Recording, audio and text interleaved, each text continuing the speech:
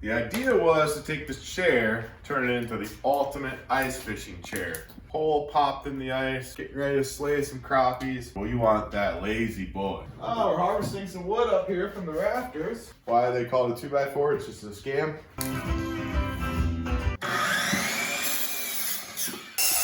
Oh, that cedar smells so good. This is one of those projects that exists in the ever-evolving state of projects. If you see opportunity to make advancement or opportunity to improve on something, don't miss that opportunity. Take that advantage. It's gonna function, and that's what matters.